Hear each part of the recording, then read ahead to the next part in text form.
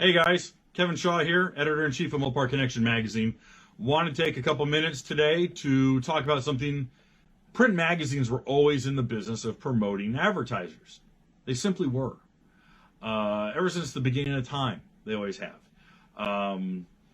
And to say, oh, well, they sold their soul, or all they are shills, well, that makes me a shill, and that makes all of us at Mopar Connection shills. And that makes Mopar Muscle shills, and that makes Mopar Collector's Guide shills, and that makes every magazine that you guys like shills, because ultimately they're trying to keep the lights on. And like I've said before, my whole purpose, and the whole purpose of all of us here at Mopar Connection Magazine, is to get people out on the road, get them enjoying their car the most as humanly possible. And if that means new parts, okay, fine. If that means restoration parts, okay, great. If that means replacing sheet metal with new sheet metal, hey, great. We're glad there's an aftermarket to help put your car back together. That's a lot better than it was 20, 30 years ago when there was nothing. To prove my point, I went back. I actually have some visual aids. This is a reprint of the very first issue of Hot Rod Magazine. All right. And if you look, it's dated January 1948. Okay. And this isn't an original. The original is worth a couple $1,000s. This is a reprint that they did for their anniversary. But, all right, it's entirely black and white like it was in 1948. And the entirety of this pamphlet is 23 pages long. And half of this is advertisements. Now, there's lots of local shops, and there's lots of local venues putting on events. And they've got articles on local events, on local drag racing, local clubs, and it's a very local Southern California magazine. But this is the very first Hot Rod, and it's promoting people who paid for space in this, okay? But so let's say, okay, hey, listen, they had to cut their teeth, they had to figure things out, they had to get their footing. All right, so let's go to April 1968, Superstock Drag Illustrated. So I was flipping through this and I'm like, well, clearly it can't be as bad as today's modern magazines with all their advertising and all their articles promoting new products. And I'm telling you, it's almost more than 50% advertisements. But I was flipping through this just to see, and here we go. All right. 3-page article on the Superstock Chevelle 396. All right. They get to test drive and drag race a brand new Super Sport 396 Chevelle. Now, I'm going to tell you this. Do you think Superstock Drag Illustrated paid to get their hands on a brand new press car? No. Did they pay for the track time? No. Did they pay for the really nice beauty shots that were printed in that article? No. It's a 3-page advertisement from Chevrolet.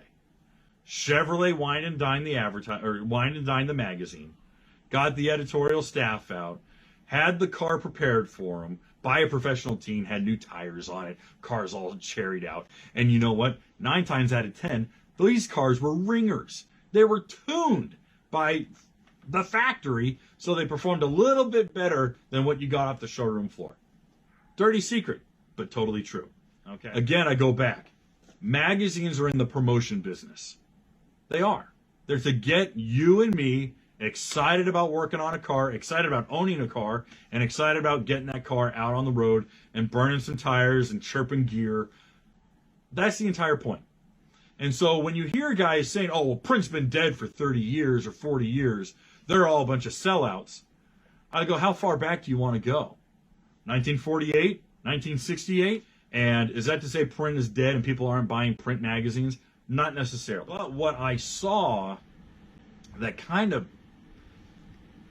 scared me was that there was a lot of money spent first in printing and mailing.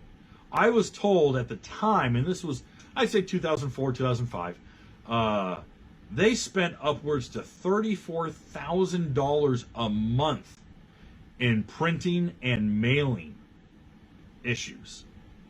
That's just printing and mailing copies of the magazine. That's, close to $35,000 a month. Well, holy cow, that adds up real fast.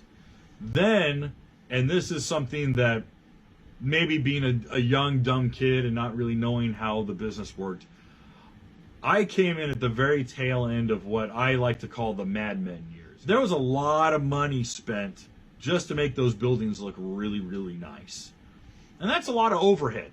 And for anyone who owns a business, man, you want to cut your overhead where you can. And I just saw a lot of overhead.